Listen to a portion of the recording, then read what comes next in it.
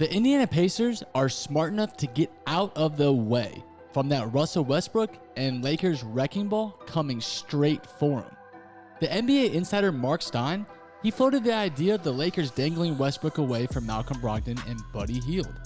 For the Indiana Pacers to make this deal, the draft compensation has to be outstanding. Now listen, they're not going to keep Westbrook. Not a chance. This trade would be strictly to offload the deep contracts they have with Hield and Brogdon and be able to buy out Westbrook and send him on his way. But despite efforts to rationalize engagements right from the get-go with a trade idea that actually makes sense, social media has turned it into a frenzy out there. People are actually putting together trade ideas for Westbrook and the idea of him staying in Indiana. Trading for Russell Westbrook under the fallback of draft picks will be too risky for the Indiana Pacers. And to even spare the Los Angeles Lakers a glance on an offer around Russell Westbrook, they're going to have to do a couple things. They're going to have to be really turned off by the contracts of both Brogdon and Buddy Hield.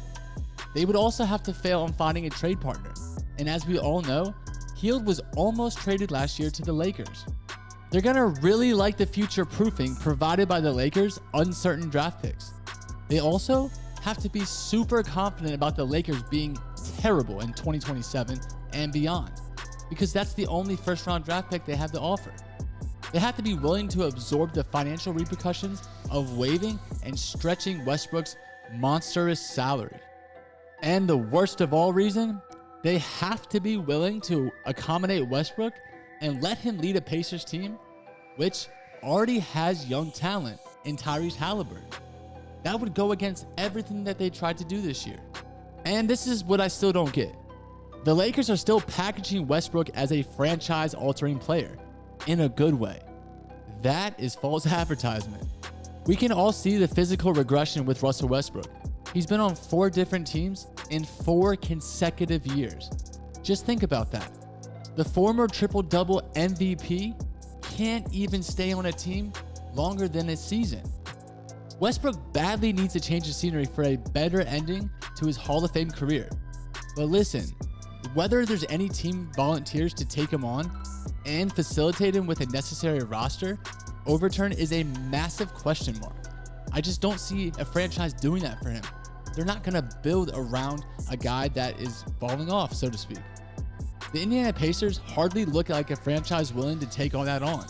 And they just have traded a win-now player in Sabonis on the deadline to elevate their cap ceiling. They would undo everything that they did this year. The Pacers have been very clear. They want to return to the playoffs now. They are in win-now mode, and they're not going to make any type of roster moves that's going to set them back. So even if they do pull the trigger on this deal, packaging them on their own is more than enough to get a first-round pick and a young talent. Now, if you combine them both, then you're on the lookout for upper echelon stars in the league who could be pegged as flight risks and don't plan on sticking around, i.e. Donovan Mitchell. So with today's video, we presented a problem. We didn't like this Russell Westbrook trade, but I have a trade for you with the Los Angeles Lakers that makes more than enough sense to fit around Tyrese Halliburton and Chris Duarte. The trade goes as follows.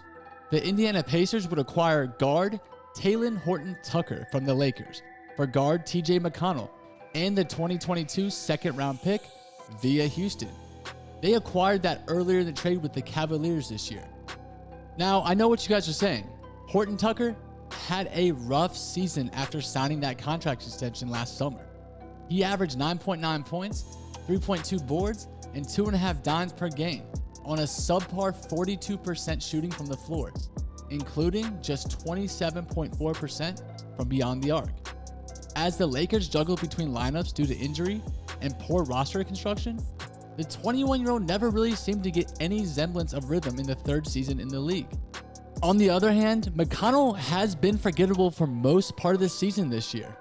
With his production remained solid early in the season, he only managed to be able to play in 25 games in total before that bad wrist injury that eventually sidelined him for the rest of the season.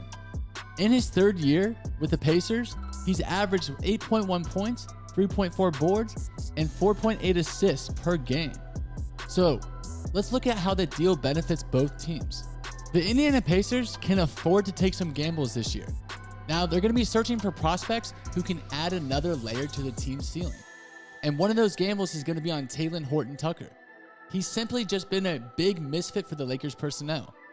And THT's value has been perhaps overstated, but his upside is keeping him reserve instead of trading for, Kyle Lowry is legit.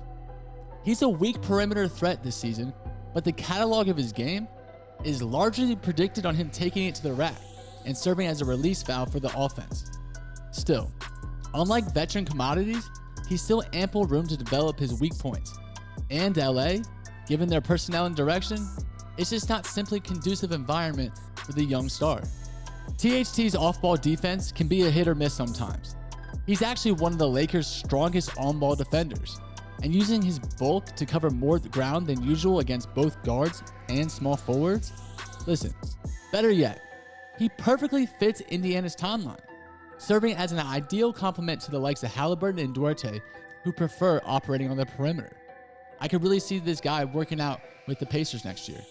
Now, in exchange, the Pacers are going to lose TJ McConnell. Now, despite being a positive presence on and off the court, he's now faced with this undefined role amidst the team addition of Halliburton and their pivot to young movement.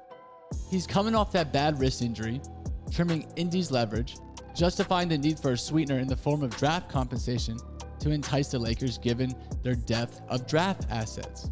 Now let's move on to the Lakers and why they should actually pull the trigger on this trade.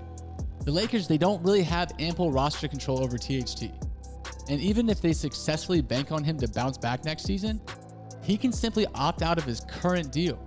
And the limited purple and gold, with their bulky payroll, are unlikely to be able to keep him on a richer deal. Hence, trading for someone like McConnell is a practical choice for them financially. They put themselves in a position to where they can't make very many roster moves this year. TJ McConnell is a beast from the mid-range, who is kind of unlike Russ, who has fallen off in all shooting categories.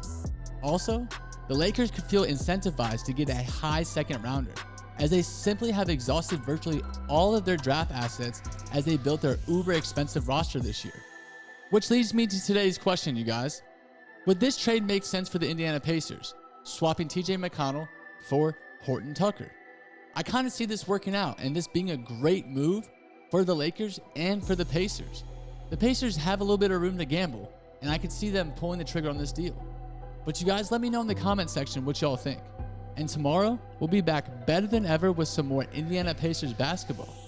And you guys already know, like always, I'll save y'all a seat. Peace.